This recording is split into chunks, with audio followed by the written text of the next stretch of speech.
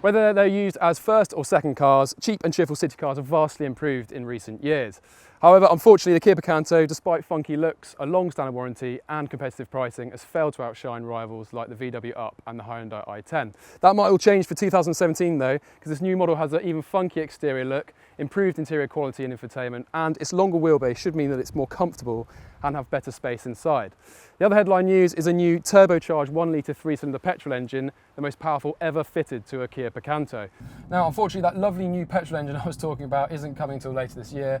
So on this press launch, we're driving the other two engine options, either a 1.2 4-cylinder petrol or a non-turbo 1 litre 3-cylinder. I'm currently driving 1.2 and it only has 83 brake horsepower. I mean, you have to thrash it quite hard up hills, and that's when it becomes quite focal too. But that said, if you do live in a hilly area, it is the better choice because the 1 litre has less power and torque and worse throttle response too.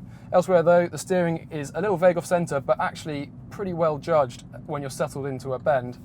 And ride comfort wise, because Kia has pushed the wheels further to each end of the car, it's actually made it a lot more settled over ruts and bumps. This model I'm driving is a GT line car with bigger 16-inch alloy wheels, but even then, it really is quite impressive. Refinement wise, it's a much quieter car than it was before on the motorway. And although the 3-cylinder does send a bit of vibration back through the controls, it's actually pretty good.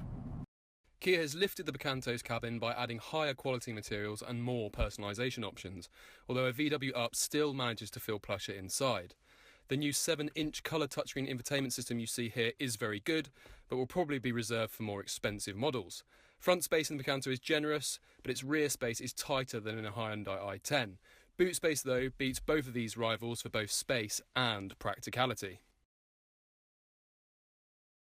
Although this 2017 Kia Picanto is the same overall size and sits on the same basic underpinnings as the old car, there's no doubt that all the small changes Kia's made have resulted in a much better car overall.